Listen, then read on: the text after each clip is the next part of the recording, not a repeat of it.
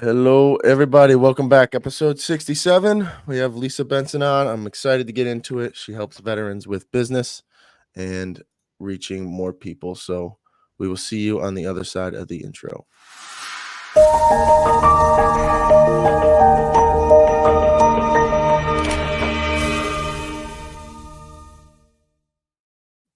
All right. I think I'm going to work on a new intro here soon. I mean, it's fun, but I mean, it's always fun to come up with something new too. yeah, especially you could do so many things. That was the problem when I first started all this. You could do so many things. Um, but yeah, Lisa, I'm after a couple reschedules. I'm glad we got to hop on the call here. You reached out, you wanted to help me out, and I I don't know, I'm not good at accepting help. So typically this is how LinkedIn goes for me. People will reach out. I click on their profile, I see anything with veteran. I'm like, so that's why they reached out to me. Let's just get them on the podcast, and if they want to help, they can continue to help. But yeah, how you doing today? How's everything? It's the I middle of the am week. doing well today. It's a Wednesday, Mondayest of Wednesdays for me. I think you were both experiencing that a little bit. Can't keep track of time today, but we're gonna get through it. We get through every day. We get through it. Yep, got to. So yeah, let's just go. I guess dive right into it. I ask, like I told you earlier, I ask everybody just how childhood was, what kind of kid you were in high school, just because I think it's funny to go back on it, especially because for me, the kid I was in high school, I mean, you do not see him today. Maybe a little bit, but it kind of molds you into it's the beginning of who you are. So it's fun to see the beginning of the journey. I grew up outside of, well, right between Buffalo and Niagara Falls, New York. There's like a 10-mile space, and that's where I grew up. So I get to go see the falls all the time. I was a competitive roller skater and played volleyball, and I spent a lot of time being very focused in sports and not necessarily paying attention in school. I did all right in school, but I didn't excel by any means, and I wanted to go to college and make a difference. So I was going to school to become a broadcast journalist. And they actually told me one day that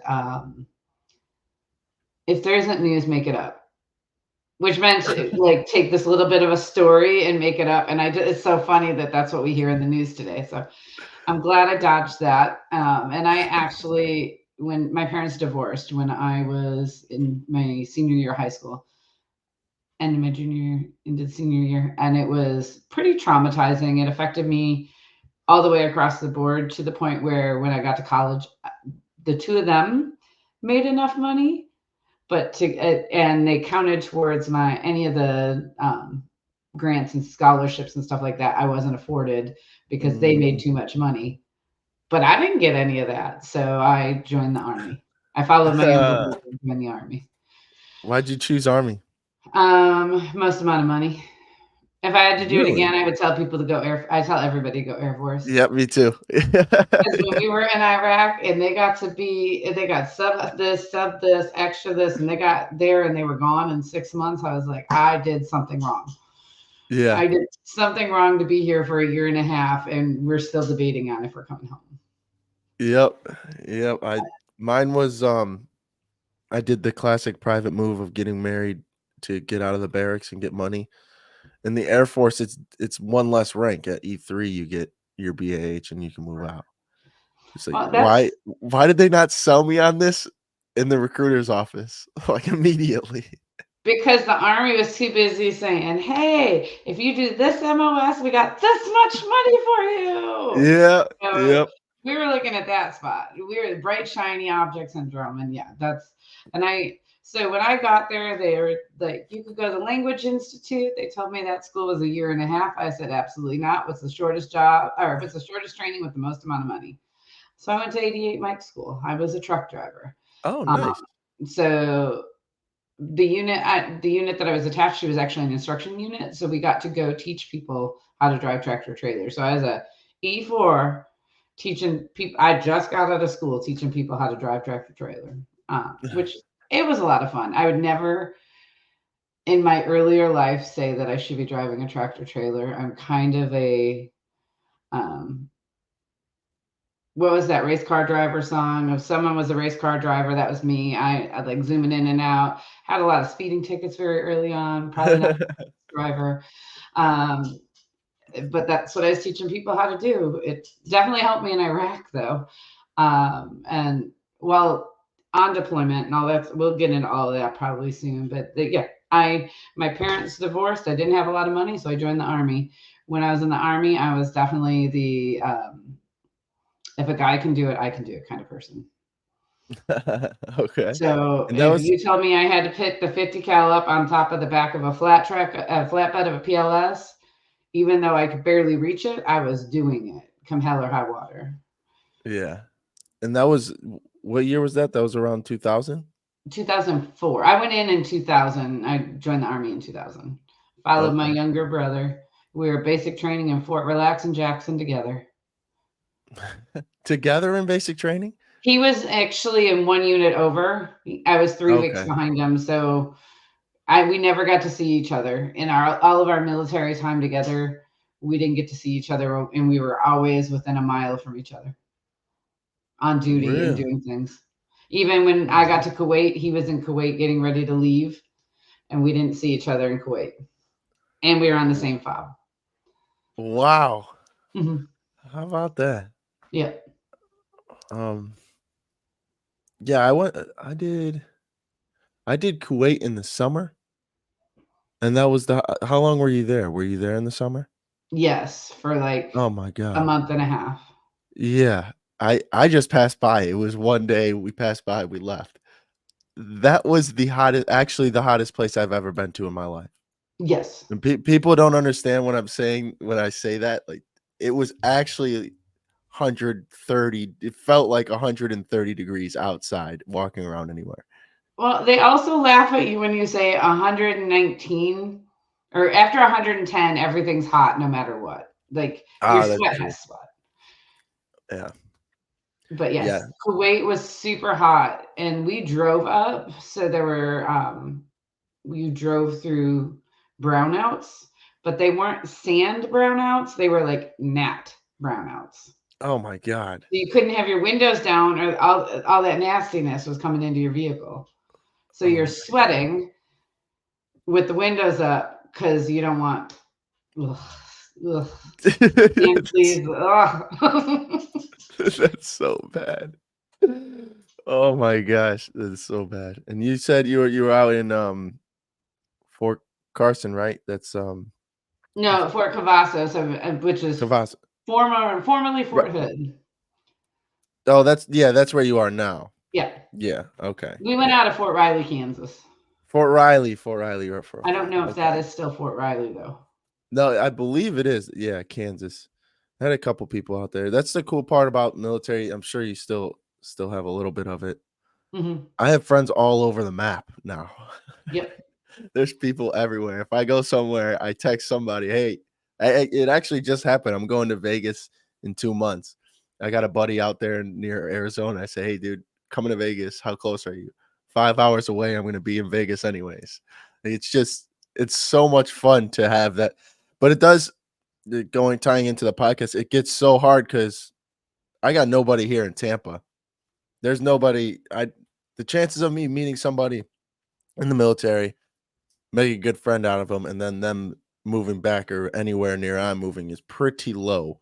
So you end up moving back with, I mean, nobody, no friend. You use the phone, right? Yep. You're like that. I didn't have. I 100% agree, and then which leads you into getting stuck in that Facebook fire hole, for lack of better terms, because I mean it's just a dumpster fire all the time. But you end up going to find them on there and you communicate on there. So then you get caught down that rabbit hole because you just don't get off of Facebook or you don't get off the scroll. And then that just doesn't always lead to the best mindset. It can set your day up for success or failure, just depending on what you see. Yeah, yeah, and honestly, I tried finding a couple. There was never one that I joined where I was like, oh, finally, friends. Like, I never had one. There was no connection there or really anything. It was just a group of people complaining. And yeah, it's I mean, I needed to complain as well, but that doesn't that doesn't help anybody. Nobody's getting better off of this Facebook group because we're all upset. We're all complaining. Everybody, whether they like their time in the service or not. What I found out is a lot of people didn't like their time in service. I enjoyed every little bit of my time. I would never take it back. I would go back and do the same exact thing again. But there's a Exactly. lot of people when you go into one of them groups that are just upset about anything they did. They just didn't like. I don't know how it panned out. How was your time? You don't regret anything, do you? No, I don't. Yeah. I would do it again, except for I do Air Force. We were talking about that Yeah. pre-call. Uh, if you're going to join the Air Force. Yep. Air And Force that's just all because of day. what they afford you. But I learned discipline. I wasn't doing well in college before the military. When I went back after the military, 4.0 dean's list, honor grad, like smart. It just flipped the switch. It showed me how to prioritize things that I wasn't prioritizing early on in my life. Plus, I knew that I would have to pay for it out of pocket if I didn't do it on the government's time. But I don't hate it. When I get into some of those groups, I just think it reminds me of the old like memes of the VFW. You know, like the cranky old people that are just nothing's right, the life's yeah, all of that stuff. That's when I get it. What it makes me think of when I go into the Facebook groups. Yeah, the VFW does kind of have that type of I don't know vibe with it. I've gone to a couple, and I'd like to be a part of them, but I think what's the other one? American Legion. Have you been in a part of either one of those? Do you have Yeah, any my husband and experience? I are members of the Legion. We're not members. He's a member of the VFW too. I didn't join the VFW.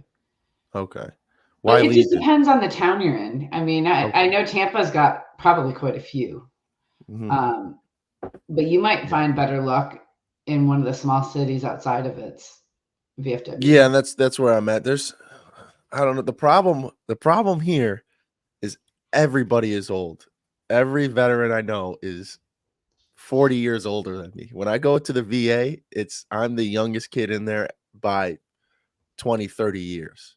There's nobody nobody my age around here. And we're And going it's to boring. actually have that. My husband and I are going. We're going to be on the beaches of Normandy for the anniversary of D-Day coming up in June, and it's we're going to be the youngest people by 30 years or more on this boat, and I it's going to be entertaining, but it's going to be a long cruise. Yeah. Yeah. That's awesome. I've always wanted to go to see all of that. I'm Polish, very Polish, and I wanna go back to Poland for those type of reasons. I wanna go to D-Day because Saving Private Ryan is my top tier movie. It's the Mhm. one I show everybody.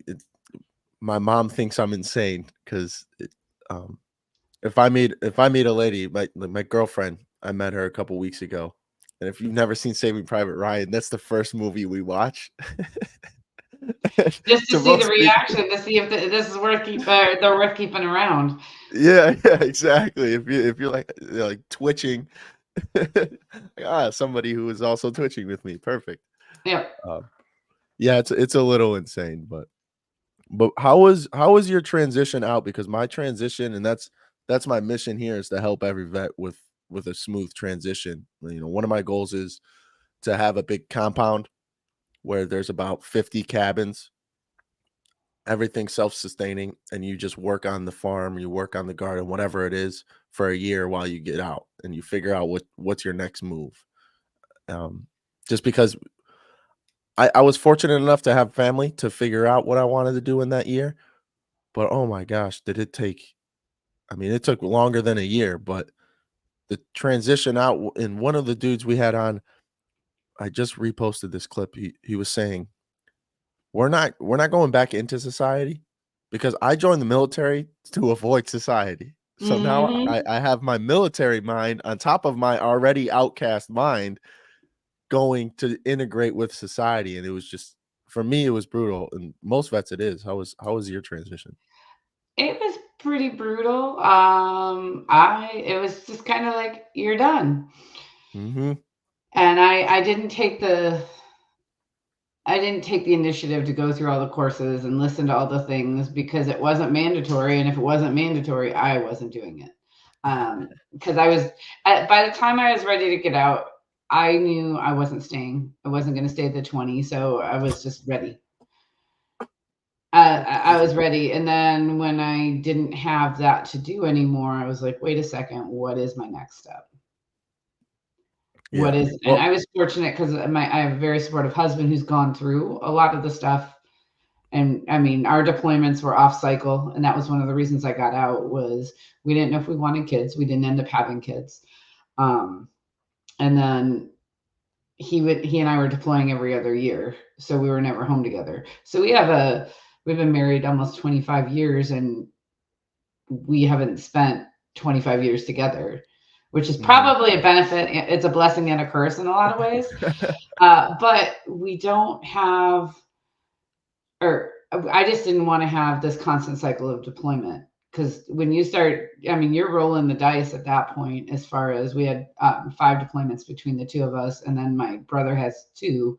We were fortunate. There's things we all came home with wounds. They weren't all visible, but we all came home, Right. and that is definitely you're in a crapshoot after. I mean, that's 8 deployment. 7 deployments. Yeah. There's we were very fortunate, very very very fortunate. Yeah. I I never really think of it that way. I just kinda say mentally it was bad, but I never say, like, wounds like that. That's a good way to put it. It Hmm. puts the emphasis on it because, yeah, most people don't even think about that. I mean, I guess that's the stigma of PTSD with veterans, and that's why the suicide rate is through the roof, but I never think of it that way. That's a great way of framing it because all of mine was mental, and a big thing in the military is to shoot down my experiences because the guy next to me had something crazier and the guy next to him had something crazier, and it just goes on. Whatever you witnessed and whatever you did was not the craziest, so it didn't matter. Everyone wanted Right. the craziest story, and you shoot it down, and then when I got out, it was like, all right, because now I'm next. Now I'm the crazy story to Right. everybody I'm around. Yeah, Which it's so that's a really good that's a succinct way to put it. The other thing is that I think that that's part of when we're out processing and getting out of the military, that's some of the stuff we downplay that we shouldn't downplay. You're yeah, 100% different than you were when you joined because of the experiences while you're in, and it's the VA and the government's job to help protect you and get you back to as whole as they can so that they're not leaving you with this vacant space to fill up with, like we were just talking about with Facebook, the dumpster fire that is Facebook, the dumpster fire that is life. Sometimes like we digest it and we don't process it well, and we don't know, and we're not given the tools to succeed yeah, because we've downplayed our experiences, so they don't even know all the things that you've gone through. I mean, I'm still fighting the battle with the VA for things that I experienced almost 20 years ago. yeah. Because you downplay them when you're getting out. Like, I oh, mean, I it's don't have to deal with documented, so they know everything that's going on, but they still want to, because I didn't handle it when I was in or getting out or soon thereafter. I have a big uphill battle, but it's a Yeah, and worthwhile that battle. right, and I ran into that issue too. Is my mental health is a majority of my percentage, and if you get better, they don't count it. Hmm. So I've went to therapy, I've worked on myself, but since I know of these things and I know how to deal with them, it doesn't matter anymore. So whatever I went through, whatever, and I didn't realize a lot of this stuff till recently. So now I didn't realize it in the military because you guys don't provide too much support for that. There was a big stigma in my shop. We had a small shop, probably about 20 people working on helicopter engines. While I was getting out, I was the first one to kind of start getting out.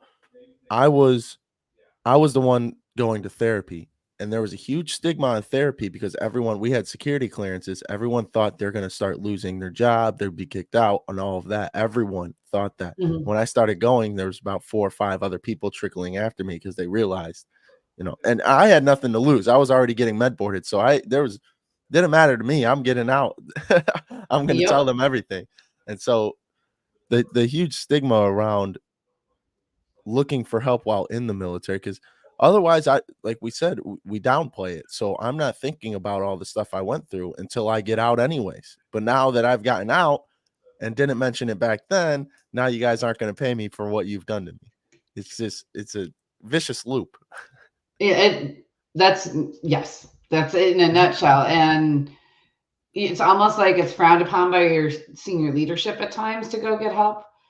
mhm. But once you get out, you realize it was more about a numbers game than anything for them. Like if we've got 4 people going, then we're down 4 people. We can't make this mission happen. When we Right. were deployed, we were constantly dealing and battling.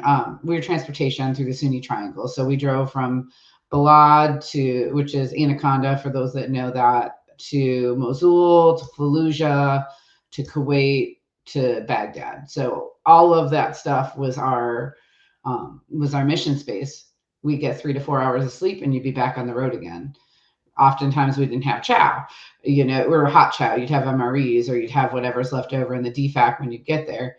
And it was, I don't know how to explain that we could take fire or have an IED on mission, and we became complacent with our aftercare. AARs didn't happen. They just didn't. But they needed to happen because that's where you have the chance to just kind of express what happened and let it go so that it doesn't continue to fester with you. But Yeah. oftentimes we didn't. And I would say we might have had 2 AARs in the whole year and a half we drove in the Senior Triangle. Wow. Yeah, they're important to say the least, because Mm-hmm. we didn't have them either. There wasn't really anything, we get bombed or whatever it is. We didn't talk about any of it. And then we go home and not talk about any of it too. And like you said, I liked how you said you're 100% different. And I moved back home with my family, so they saw me leave at 19. I was always raised. My parents are still together, so I'm still in the house. I'm still now in the household with them.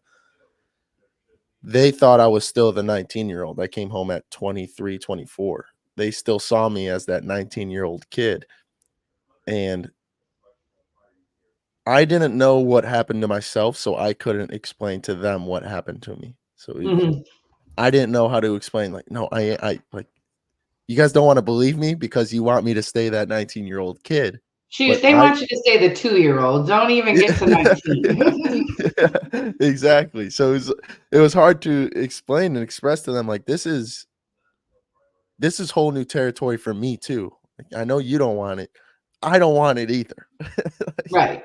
like But it's this here, so this I can't do anything with it. right. Right. There was one situation that kind of I it upset me more than it upset them, I think. But I showered, I left my towel in there. And then the next day I went to shower, my towel was gone. And my mom took it to wash it. And I got out and it was the first time I screamed outside of the army. It's like, "Mom, where is my towel?" Just so angry and upset that she would mess with what I had going on. And she Mhm. didn't understand. She's like, I put it in the washer. It's like, "Mom, I'll wash my own stuff. Don't worry about any of my stuff." And I think that was the first time she's like, "Oh, what? Who is who is this kid?" This isn't my baby. Yeah, yeah, yeah. But I did, you talked about the classes. I did take the classes. One of the big thing about the classes is you're still in Army uniform going to these classes on base while getting out. There isn't much feeling of getting out. You're still in. You still have to go on base. You still have to wear the uniform. You're still talking to people in uniform. There's some civilians, but so you're checked out anyway. So you're like, oh, I've been listening to these guys for 4 years. I'm not, or I'll just figure it out when I get out. You're just Mhm. thinking about that end date. Yeah, I'm 2 months out from my term date. I'm not thinking about what I'm going to do. I'm thinking about getting out. I want to be out. I want to be done. So there was no transition at all for you? You just kind of, you're Yeah, done, see ya? I'm done. The one positive that we experienced when my husband Rick was getting out was he actually went through all those, and he heard that you could do an internship. And once you hit your term date, it can be a paid internship. So it was he got out during COVID, so he went to Baltimore and helped do some COVID relief stuff with a company out of Dallas, and we got paid an excellent amount of money plus the military money, and it was all okay because he was on terminal leave. So it should be the first course you get when you're getting ready to leave. When you're like, okay, I'm getting ready to leave, I got to check these boxes. This should be course number one. Like Mhm. when you come out, I mean, obviously he's 100% disabled. He's got his PTSD is a large percentage of his as well. Mhm. But when when he was processing out, he's like, oh, there is a future. There is Yeah. something. And it was guiding him to that, where a lot of people don't know that. And it's usually the last course you take when you're ready to be like, just let me sign my paperwork, I'm out. Right. And I think we're a little backwards on how some of that is, but at least it's there now. Yeah. Yeah, at least it's there. They want all my CIF gear before they start giving me giving me Right. things to do. That nasty Yeah. stuff that doesn't work, that half the time has like silicone all over it because they've sealed it, Mhm. uh, and just because someone else might need it. I don't know. I don't know. Yeah. Cost them money to replace it. Uh, But we yeah. all got six left boots and no right boot, or Yeah. and somebody got six right boots and no left boot. Did Yeah. you ever wear your over boots? I never wore mine, No. other than basic training when they told you how to put them on. Yeah, no, those I mean, those sucked. Those even the basic boot, I can't believe they're still using the standard issue basic boot. That boot is the worst. It tears up your feet. It's 10 pounds each foot. It's Yep, like when I got to AIT, one of the first things I did was get new boots. little And soft I tops couldn't on yeah, us. I could not believe how different the boots were. And for me, my feet have always been messed up. But yeah, that I mean, maybe this is a gripe I don't need to be griping about, but the boots, I could not believe how bad they were, and they were giving them to everybody. Everybody had these boots. And I even now, I'll see people wearing them now, just if they were in or went to basic training or whatever. Like, I cannot believe you're voluntarily wearing this garbage boot. Well, and it's because there's so many other boots out there, but you're right. Yeah. To march as many miles as you march in basic training in those things, I no wonder everybody was on a sneaker profile. That's all I'm gonna say. Yeah. Yeah, exactly. Broke people walking around in sneakers, and they were really the smart ones. And in all honesty, they were the smart ones walking Oh, around in yeah. their sneakers. Yeah. Yeah, exactly, and you think yeah, everybody downplays them. "Oh, you're just weak." It's like, "No, no, dude. I don't wanna wear this stupid boot anymore." Yeah, I have really narrow heels, so I had to go on sick call, and they put like moleskin all across the back of the boot so that I wouldn't get the rub up and down. Yeah, so I get you. They were so bad. They were so Yeah. bad, and then they give you essentially the same pair when you hit the desert. They're just they were just tan when I was in, and but they were narrower, and the seam where the tongue was sewn in, horrible. Everybody, because your feet are already swelling because you're in the desert.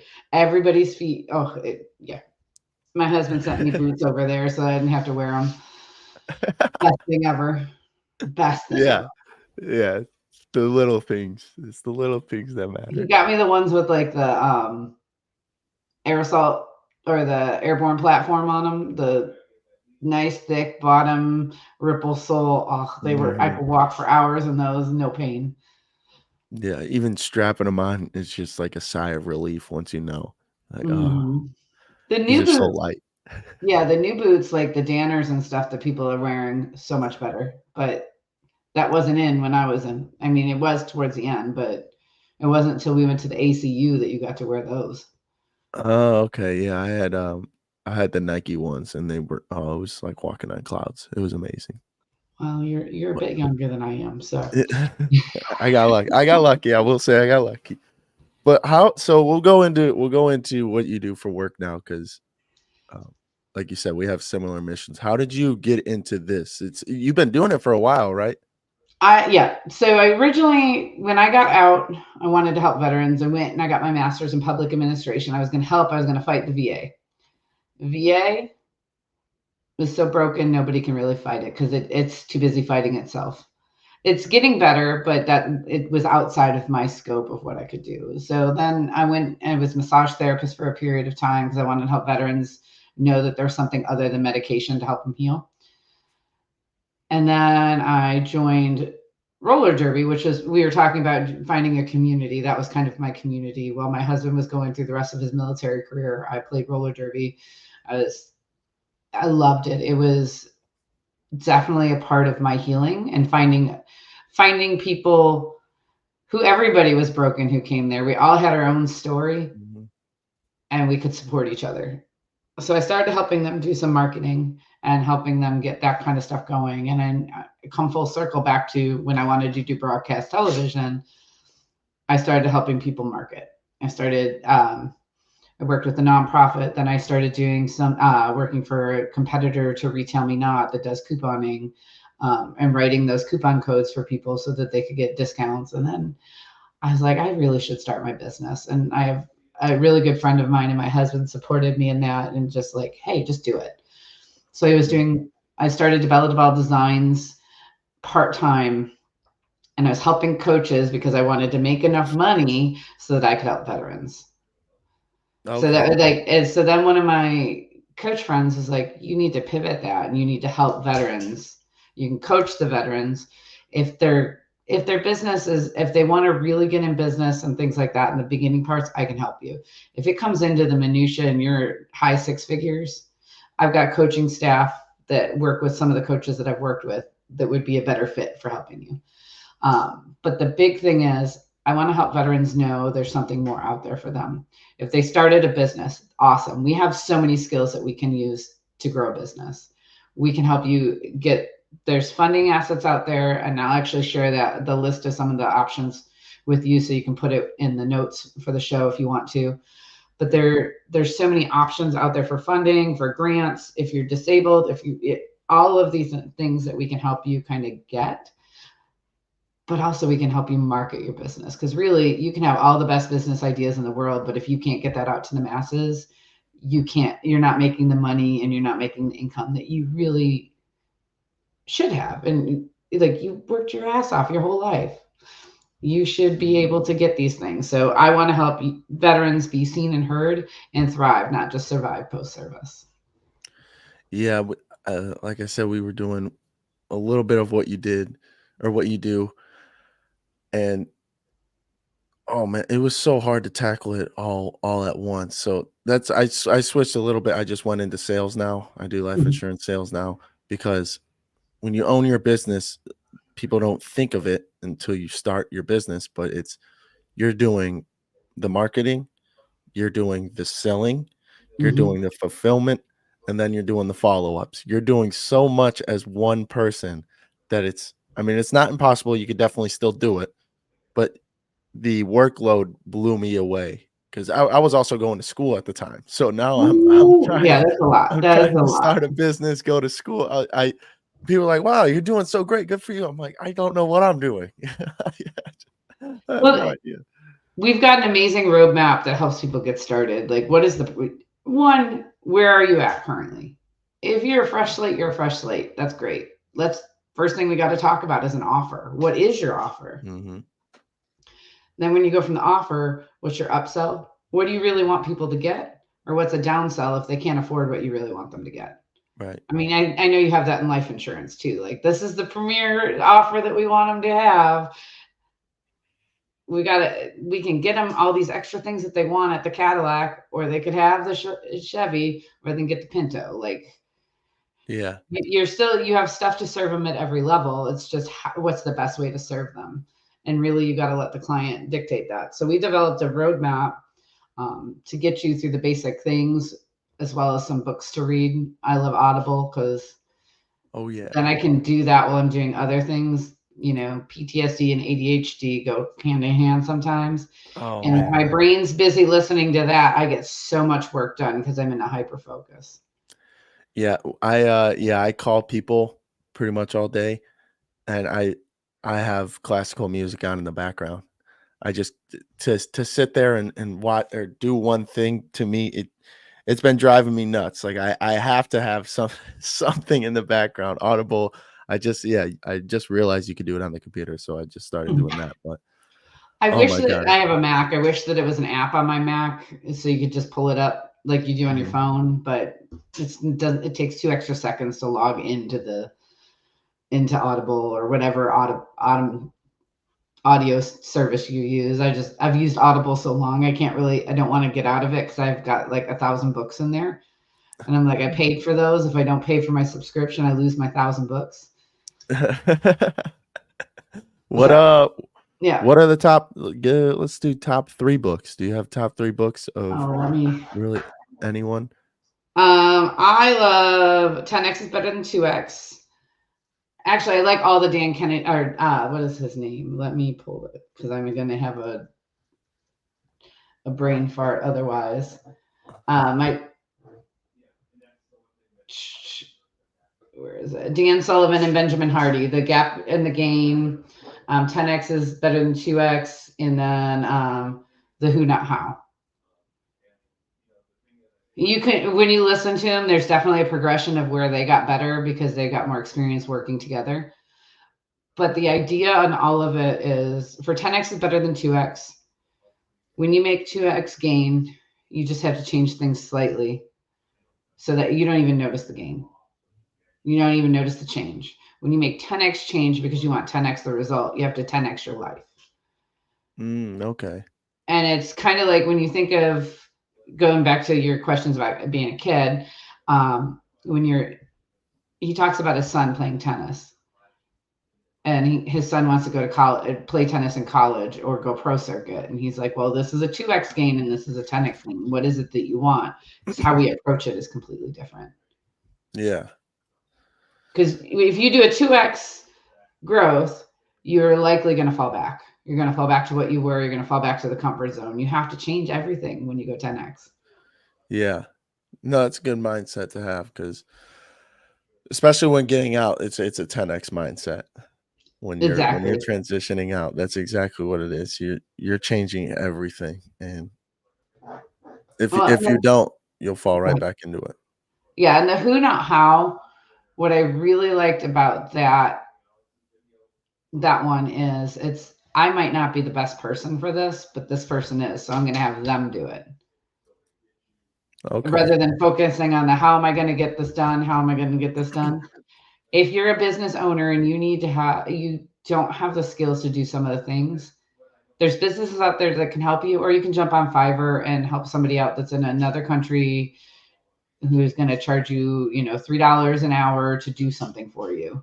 So they Yeah. become affordable and you still get quality work and it's not taking up your time because account for your hours. Like, what is it that you would want to make hourly to hit your goal?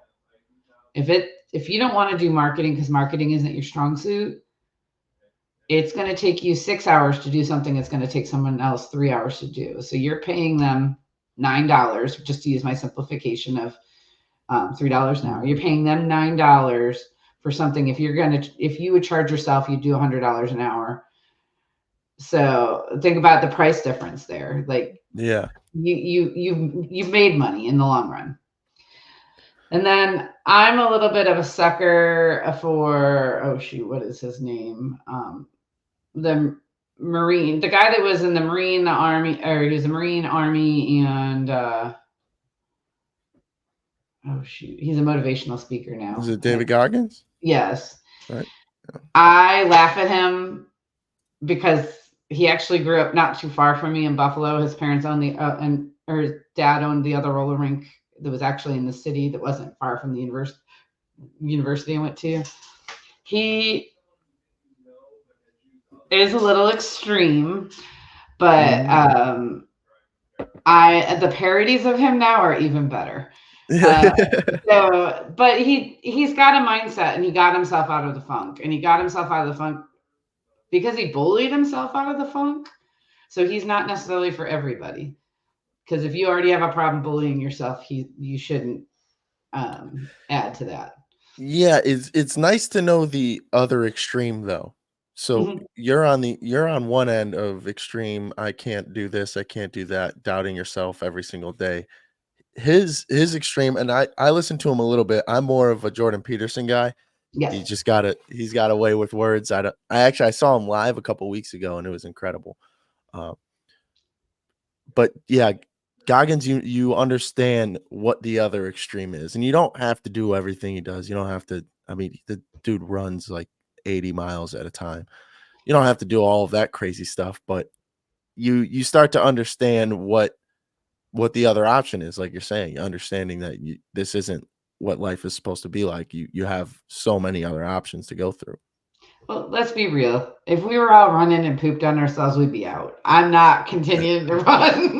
Yeah, I no. probably wouldn't have run to that point, but yeah, he's definitely the extreme of the extremes. Um, what I like that you paraphrase that is what the other extreme is, and that everything is possible. I When I started on my journey of trying to re-find me and reconnect with me because I felt like I lost this happy-go-lucky person I was. Um, I started listening to Eric Thomas. Anything Eric Thomas does, ET, um, his stuff is good. Very, very, very, very good. But the way he communicates it, he's kind of the in between of the two we're talking about, right? Like you Okay.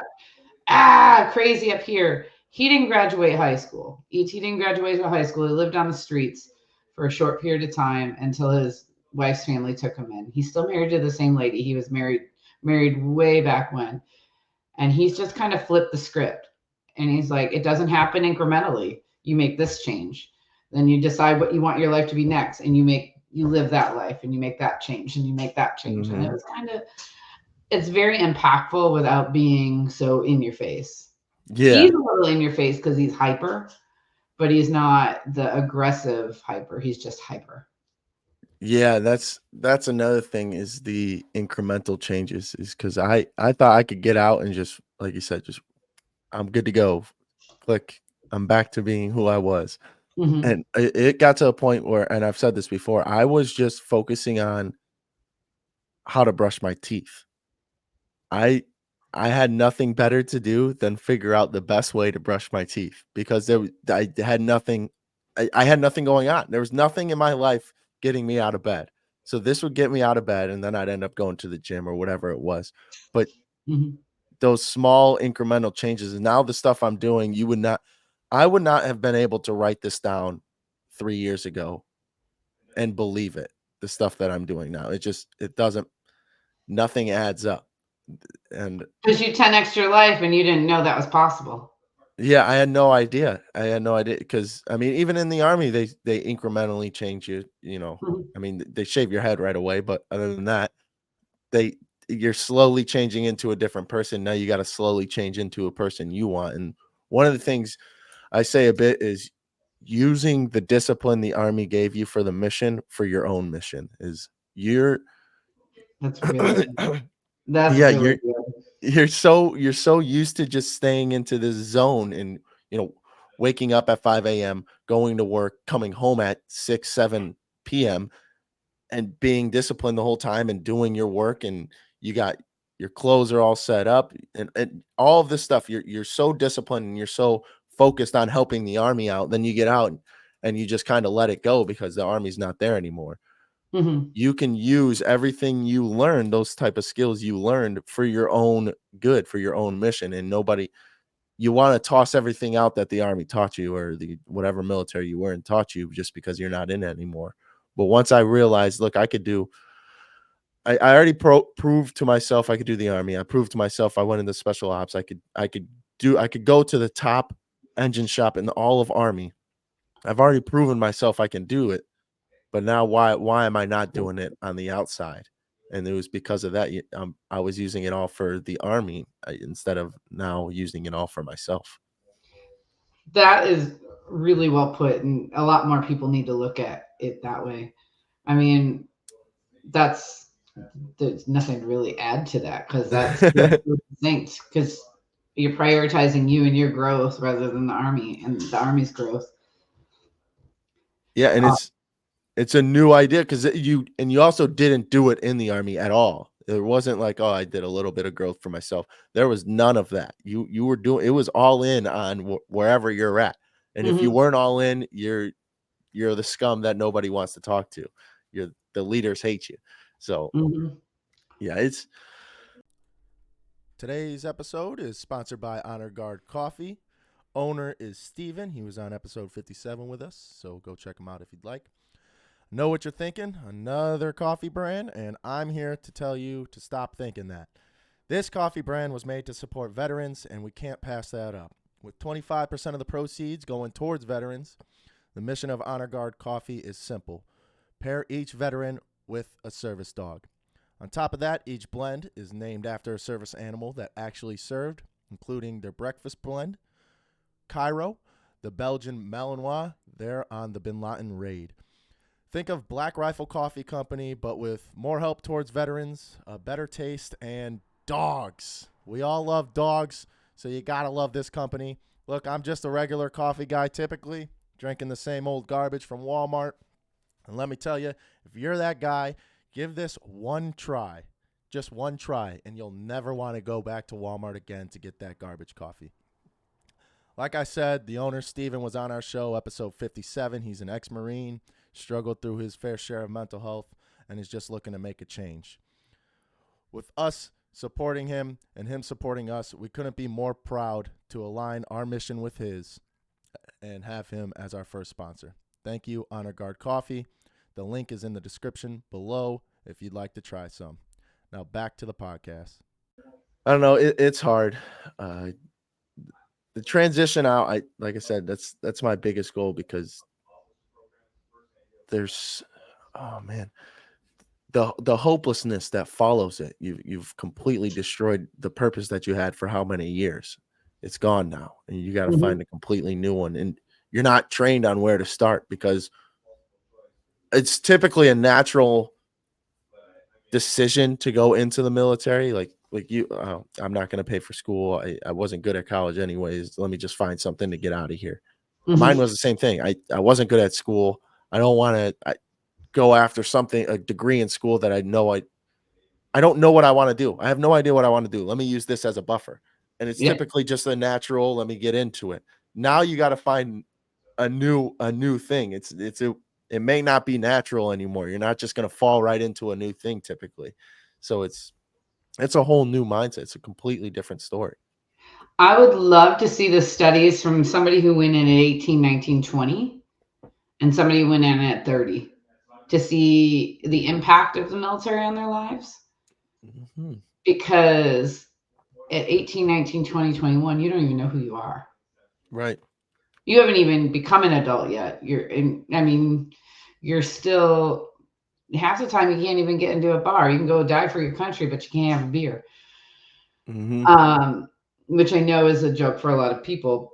But you haven't established any boundaries, any norms, anything as an adult. And here you are, the government or the military has decided them for you, which is easy Oh, so easy. because you're like, okay, I get up at 4, I guess. This is the new norm. Okay, I don't even have to choose what I'm going to wear today. I Yep. will say it's a little weird. We went on base yesterday or on post yesterday, and there was a guy at the gate with a full beard. The new the new regulations are a little odd for me to process because I'm an old soldier. But I love that that's not a deterrent because that shouldn't be a deterrent for somebody who's going to be an excellent soldier. Mhm. Tattoos shouldn't be a deterrent for somebody who's going to be excellent at their job. Like, I don't think if somebody's going to be good at it, let them be good at it. Let them own it. Let them be amazing. What does it matter that they got a tattoo on their neck? Yeah. I Yeah, mean, the one of the teardrop best. by their eye is a little different. Yeah, if it's yeah, you gotta show a teardrop. Yeah, let's get that out of here. There's something deeper behind that tattoo. Yeah, Uh, but other than that, there's so if somebody's good at their job and they know who they are and you want and they're in need, mhm. why do we need to worry about a beard or the long hair is the girls with the ponytail is odd, but that's just because I had to put mine up all the time and I would get in trouble because it wasn't tight enough. But Yeah, so that's what I was gonna say. Even the tightness of the ponytail. I mean, to me, in basic training, seeing that was like, "What God, mhm. oh my god, Yeah, that and didn't sock look buns were so comfortable." much easier, so you just did a sock bun because it just made it so that you didn't have to worry about it.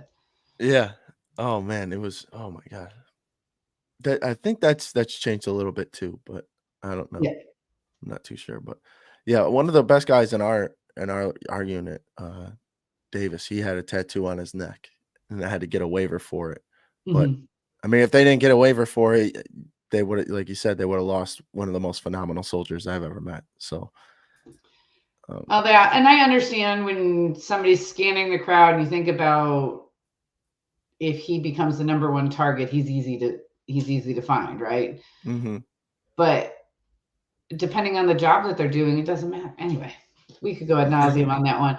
But that's where I think some of the bitterness comes from because it depends on the needs of the military if they're going to give a waiver for that or not. Right. Right now, they're taking anybody. They're hitting that point. They're even bringing back old officers because they Yeah. went through and they cut the middle field of the military. So now they don't have that middle ground. So they got to rebuild the middle ground. Yeah. No, it's for lack of a better term, the military now is a shit show. It's it's I think that is the better term. That's a yeah. nice way to say what's going on. That is the correct term. That is I the usually say it's craptastic, so we're on the same wavelength. okay. Yeah, maybe I'll start using that because it's hard to see because I mean, you you put in so much time, and then, like, when I got out even,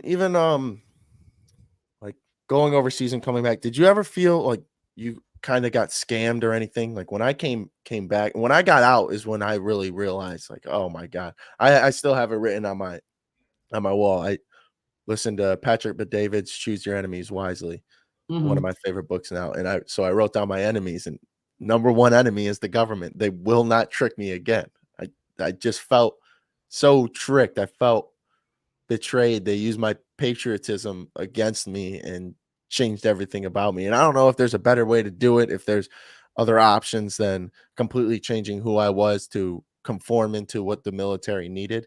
Mhm. Um, I mean, all the other militaries do it too, so it's not like the US is special in that regard. But I felt so like betrayed and tricked and taken advantage of. Did you run into any of those feelings? I felt indoctrinated. Mm. Like I joke, I was like the military is the biggest cult there is. And when you're for it, you're all for it. Yeah. And when you're not, you're like, wait a second. This doesn't make any sense. A plus one does not equal B. It equals 1A or A1. No. Yeah. So I definitely had that feeling.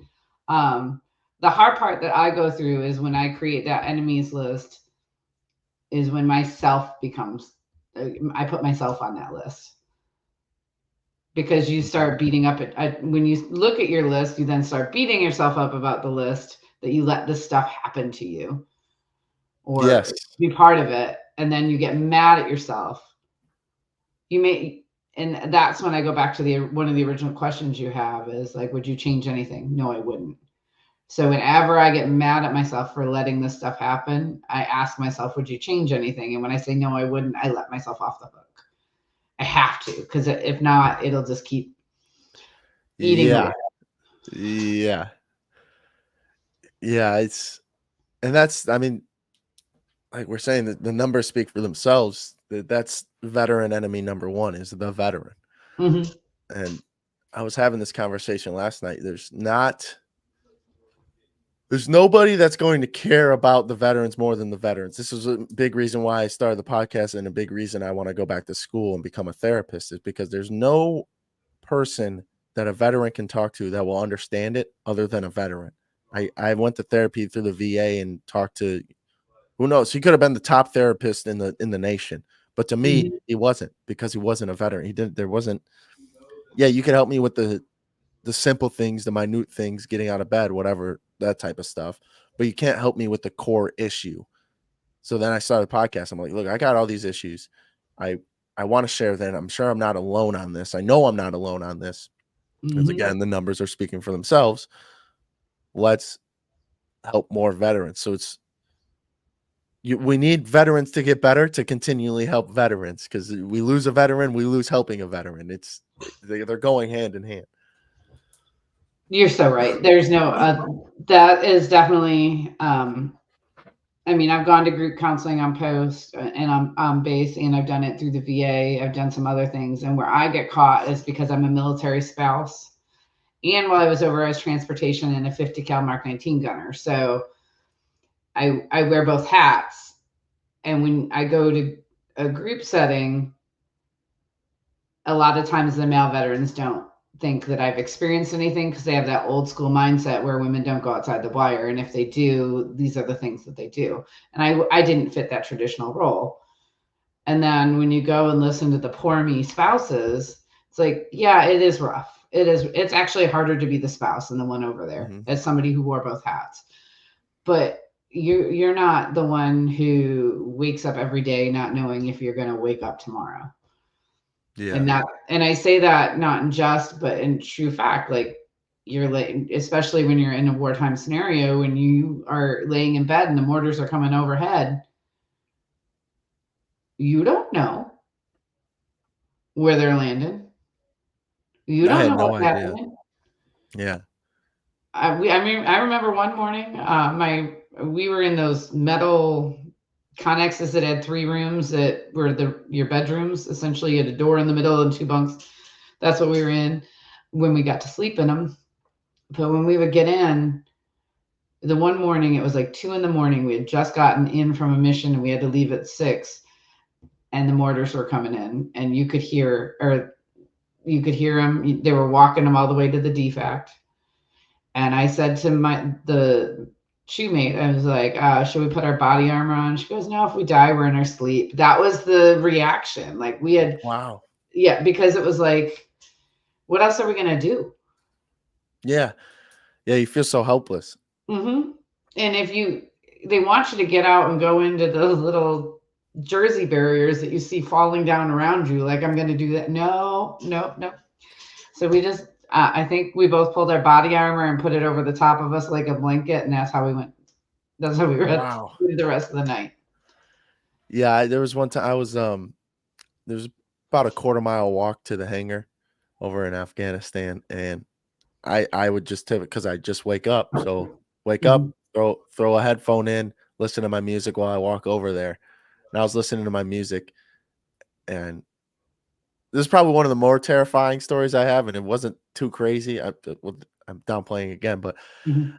someone runs up behind me, taps me on the shoulders, like, "Dude, what are you doing?" It's like, "I'm walking to work, dude." Like, I got my headphone. I'm like, "Listen to my music, dude. Leave me alone. I just woke up."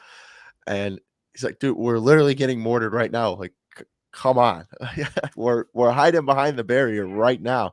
Get in here." And it was just, I walked. I didn't run, didn't do anything. I just walked over Mhm. there. Take me if you can. That's it. It doesn't matter.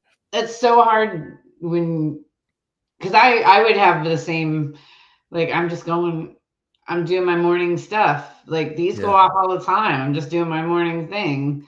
So I would have reacted the same way you did, but there were definitely people that were in that heightened state of panic all of the yeah, time. And oof, I'd probably have already had a heart attack by now if I lived that way. yeah. Well, yeah, exactly. You just get desensitized. It doesn't Mhm. affect you. And then you come home, and I'm still having this problem with emotional detachment with pretty much everything in my life. I emotionally detached. It's I still I'm aware of my emotions, but I just take it out of a lot of things. And I've met a nice lady and everything I could ask for, but I there's still a piece of me that just stays away. And with my family too, there's a piece of me, and I've learned how to live without, I guess, without being my full self, because if I were my full self, it would be, I mean, a dumpster fire. Mhm. People, there's nobody would understand. I don't know. That's how I feel. At least I am not so detached, but I have detached myself from so many things, and I don't know. I don't know if there's a better way to do it. I don't know if that's the answer for me, but have you ran into that? I guess I'm asking for myself here. This is kind of new, but No, that one I have to address with my therapist on the regular. yeah, Um, but I do have the same problem that you do because somebody hasn't been there and done it. Sometimes it's really hard to relate with them. Um, it doesn't mean I don't trust them. It doesn't mean I don't have. I know that their best interest is in heart or isn't at heart. But sometimes you just have to say, "Hey, wait a second. No, I need you to hear me out and talk about mine. Don't self-reflect. Don't do anything. I need you to talk about what I'm experiencing." But detachment, emotional detachment, is probably the hardest thing I hyperfixate and then I detach, which is a trauma response, whether it's a youth trauma response or a trauma response from deployment, I don't know, or the military itself. But there's definitely where you hyperfixate and you go, and then you're like, I don't care about this anymore. I'm out. yeah, yeah. It's And then I was constant. like, I did the didn't army put it train us together to with do the that? what's that? Did the army train us to do that? I care about it while I'm in. I'm out. Yeah, yeah. I didn't put it together with hyperfixation because that's exactly what I do for a week, 2 weeks. I'm all in, and then Mhm. after that, it's like, see ya. Like, I'm completely checked out. And my mom has actually noticed that part. So that's funny you mentioned that because she's like, "Jeff, I see you just keep bouncing around from thing to thing, and you have mood swings." And it's not necessarily a mood swing, it's detaching. There Yep. are no moods. This is not fulfilling me anymore. I did a I all of a sudden my latest hyperfixation is Spartan races. Oh, Um, okay. they're so fun. I'm not doing the one in Florida though because it's in the swamp with the gators. No, thank you. No, no, no, no. But I did went to Seattle and did a the 3 race weekend, which is called the trifecta. So you do a half marathon one day, and then you do a 10K and a 5K the next. And I remember by the time I finished, I said, "This doesn't bring me joy.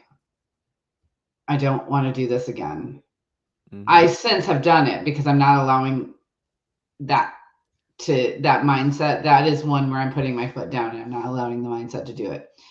So I scheduled a year out from that one. I'm doing another one here in Dallas, another 3 race weekend. And if I still don't feel joy about that, then I am going to let it go because then I know that it's the 3 race weekend itself. But there's something about, and I don't know if you were this way, when you do something, you want to do it all the way. You want to do the best you can Mm. all the way. So I can't do all the obstacles, and it drives me nuts. But the win is that I am actually walking by it and saying, "This is not my obstacle today." Yeah. And that not forcing myself to try it and get hurt is the biggest win I could ask for because like I said, if a guy can do it, I can do it. If I need to put this 50 cal up on the flat rack of a PLS, I'm going to do that, even if I've got to put 4 boxes underneath it so I can reach it. But that was a huge win for me. And when somebody asked me, or when somebody is kind of picking on me about not doing it, I was like, you don't have to beat me up. I already beat myself up, but this is not my obstacle today. Yeah. Yeah.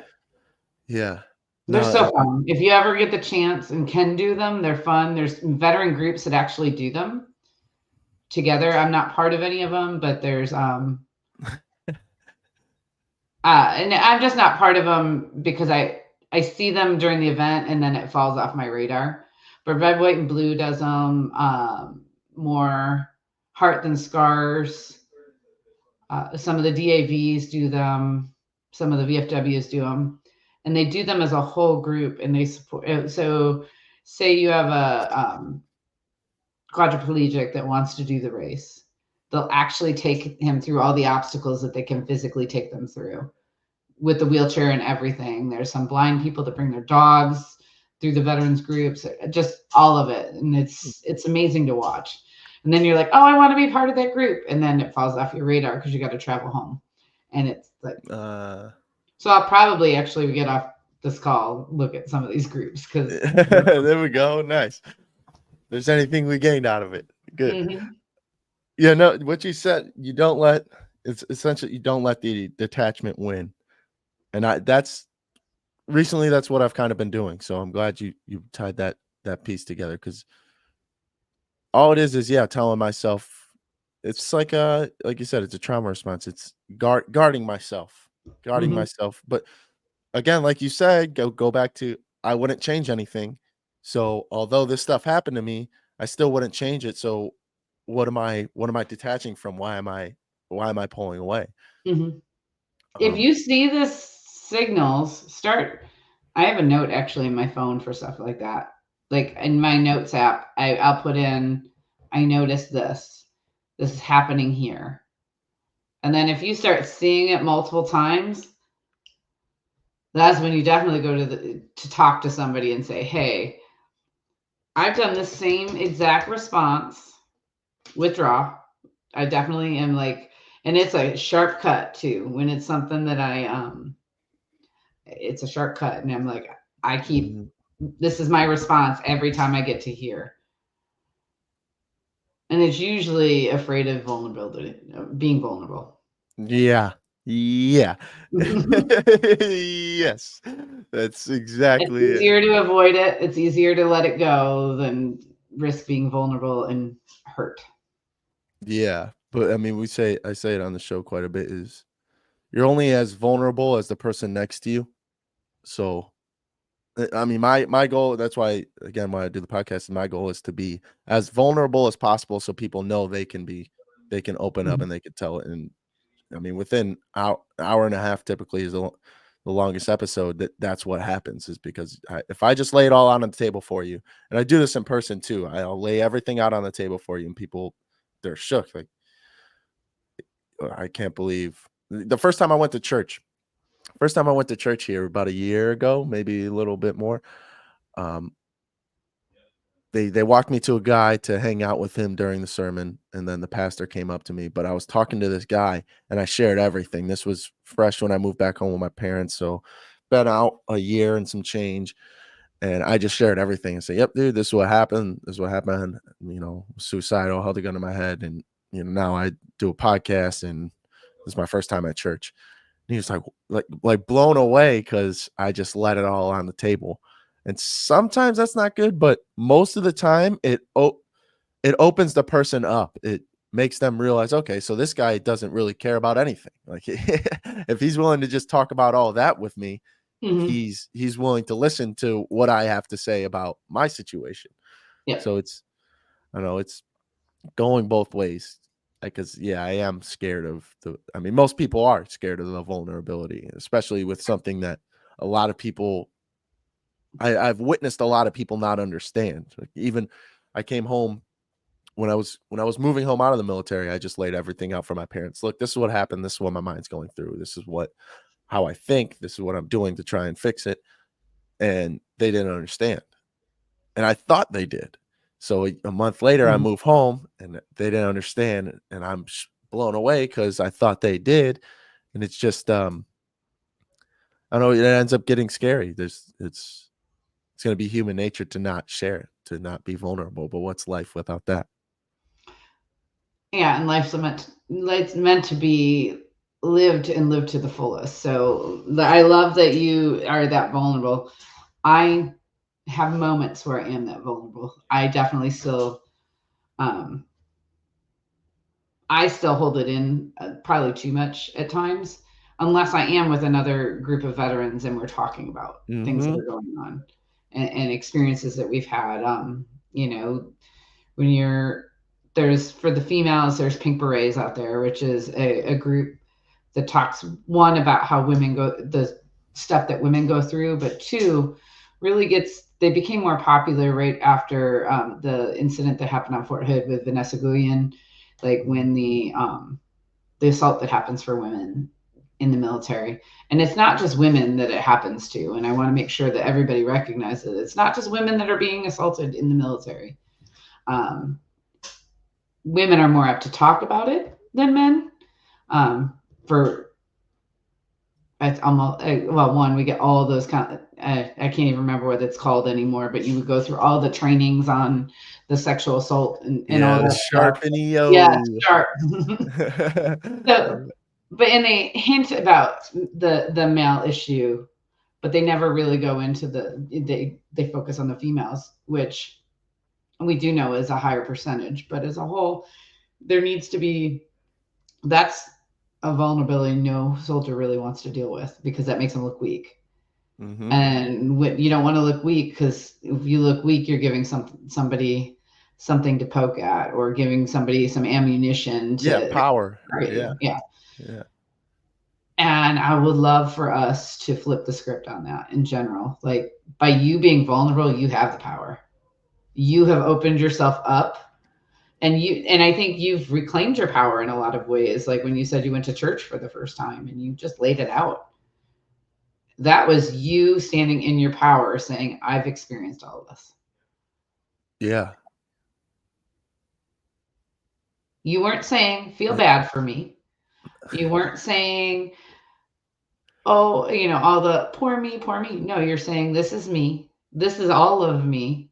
Take it or leave it.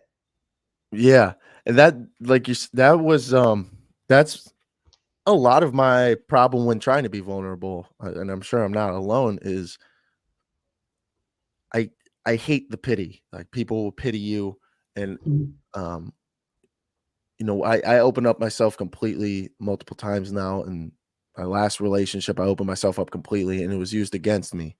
It's like, I don't want you to see me different. This is just like, if I don't tell you this, you don't know who I am, like you're saying. If I don't let you know about this, you got no idea who I am, and I can't be my true self around you anymore. So I have to let you in on this.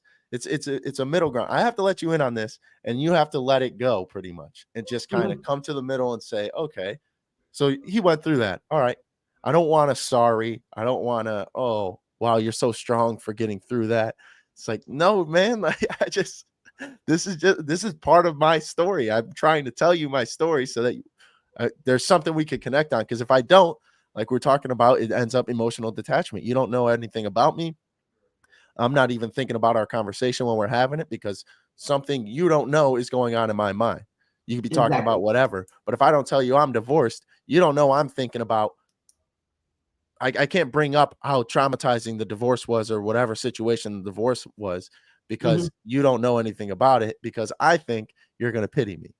So it's, go ahead. 100. As a victim of sexual assault while I was in the military, I 100% agree, because I didn't talk about that for the longest time. Hmm. And then you don't know who you've let in because you've hidden it, and you just have. I mean, we could. It's just like this, right? So for me, what I experienced was, oh, I'm so sorry that happened to you. Well, no, like I'm not ask. I usually say I'm not asking for your sorry. I'm just telling you. Hmm. And then the hardest one, I mean, I didn't really go. I wasn't very vocal about it till my 94-year-old grandfather passed away. And the reason why was I never wanted him to know that that had happened to me. But yet, that was not living authentically me. I was masking that because I didn't want him to hurt. But yet, I'm holding in all that hurt. And how does that hurt come out? Weird, random crying. I don't know if you are being upset and you're like, where is this coming from? Yeah, that one. Hmm. Angry for no reason. Angry because the paper on my desk is turned just slightly, and you just like clear your whole desk with, you get mad and just that's the kind of bursts of anger, bursts of frustration, taking it out on the people you love, or you sit and you scroll, or you I mean, and then you do all this stuff. It's a trauma. All of it is trauma response, whether it's trauma response from holding it in or just trauma response. I also get really angry when people are flippant about PTSD. People are Where what they're about it? flippant, when they're like, "Oh, I have PTSD because I stubbed my toe." Oh, No, that is not PTSD. That is not, I mean, it's a form of PTSD, but you just now, because you put that statement out there, you've equated it to the trauma that someone who has experienced true trauma is dealing with. Like, let's talk. I have trauma from hitting my toe is different than I have PTSD from hitting my toe. yeah. Yeah. Like, Let's separate the two somehow. Because because then, starts in our downplaying. learning phases as a kid, and you touch the hot stove, and then you realize the stove is hot, and you don't touch the hot stove again. That's calling that PTSD instead of a Yeah, learning step. yeah, yeah. Because that, like we're saying, we end up downplaying the real trauma. So I don't think it's PTSD, and that was one of my biggest problems. I always said no, I don't have PTSD, because I would see the two ends of the spectrum. I would see the guy who was on the front lines, Mm-hmm. like, okay, well, that's not what I have. And then I would see the girl who stubbed her toe. Be like, Mm-hmm. okay, well, that's not what I have either. So I guess I just don't have it. It's like, no, Mm-hmm. I'm in the middle ground, and I Mm-hmm. have no idea because I didn't stub my toe and I'm not shooting at every Iraqi I see. Right. So it ends up, yeah, you, like you said, you bring it uh, down a level, so it doesn't mean as much anymore. I mean, whether people want to talk about it or not, it's like calling people in the political realm Hitler. That you're downplaying the Hitler thing. It's the Yeah. same. It's on the same level as that. Or Mussolini, and we could go into all of them, right? I also I should have known I had PTSD when I asked somebody, "How do you write proficient at drive-by shootings on your resume?" Oh yeah, I thought it was yeah. funny. Ding. I thought it was funny.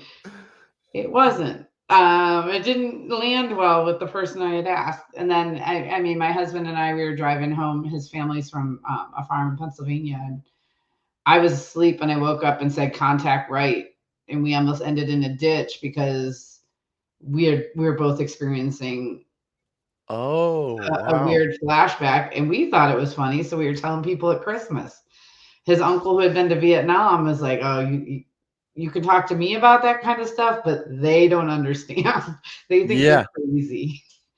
that man, that happened to me. So that happened to me a couple times when getting out. I'd go on vacation to Orlando with my brother Hmm. and his friends, and yeah, the dark humor, the jokes that I would pull, like, oh man, was it so isolating?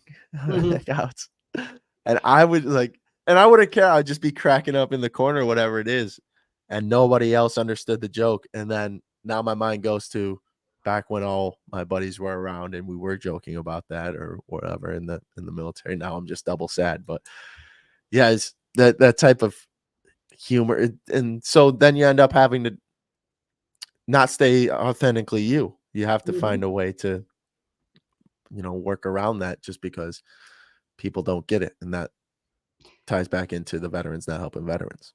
I almost wonder if that's where some of the detachment comes from, is Ah, because you're in that weird, like, we think it's funny. We think that, why don't they think that stuff is funny? Oh, well, I can't yeah, tell them about that because they're not going to get my funny. And yeah, or they're not going to get my sad, or they're not going to get this.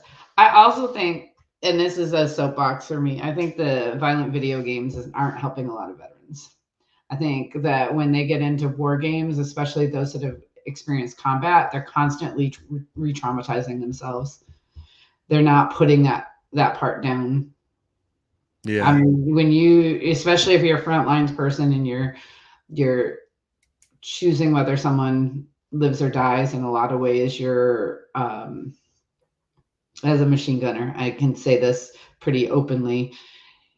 When that is your decision on a daily basis, for you to constantly be revisiting it, even if it's fake, your brain doesn't know that that's fake. right. you're desensitized and re-traumatizing yourself all at the same time. Yeah. Yeah, I gotta say that's one thing I did stop. Used to all the time before the military, Hmm. even during a little bit, and now it's not that I was frontline, but even playing something, anything to do with military, it doesn't allow you to move forward. 'Cause all you're thinking about is military. Yeah. One of the reason why this made sense to me, one of my best friend's son is special needs. He's 13, but he processes like a 6 or 7 year old, and his grandparents got him Grand Theft Auto. And the fact when I saw that he couldn't determine reality versus the game, I mean, he's not walking around beating people with a stick or anything. But the one day, my husband was joking around and he was singing that the Boots with the Fur song, and Mhm. Jaden's like, "That's the strip club song." We're like, "Where did this come from?" And it was like, "Oh wait, Oh. he. This is how he processes." And then I started thinking about, I mean, my brother who's a veteran as well, like when he's doing well, he's not playing those video games. When he starts his downward cycle, he's actively playing the video games. And it's like, Ah. wait a second. And then you start putting two and two and two, and you're like, hmm. And it's a weird thing to think about that people would it's so much violence all the time. It's like the people who wanna who think Snapped and all those shows are great. I'm like, first of all, I'm usually like, no, it's not that great. They got caught.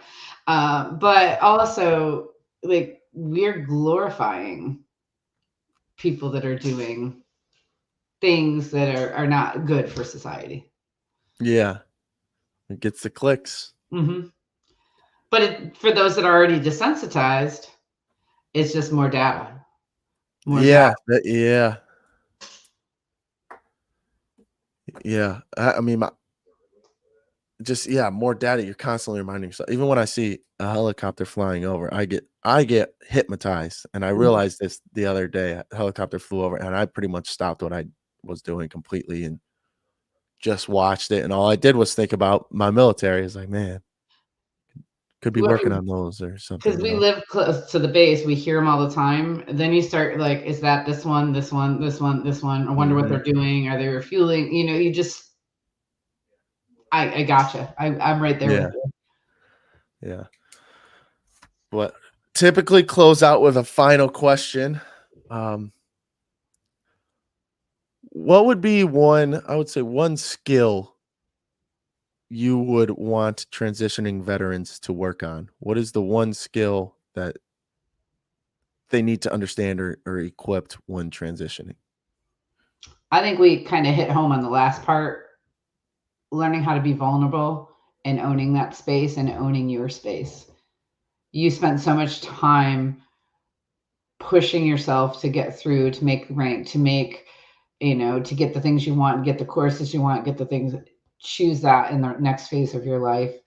You really hit home when you're like, you did all of this for the army, now do all of this for you. You did all of this for the army, now do it all for you. Yeah. You're worth it. Every person out there is worth it. Every person has their story, has their heart, has a book in them. I actually think you probably have Ah, a book in them to write. And if you need somebody to help you with that, I've got a friend that does that. But everybody has a story to tell. And your story is yours. Nobody can change it. Nobody can take it from you. So stand in your power and be authentically you.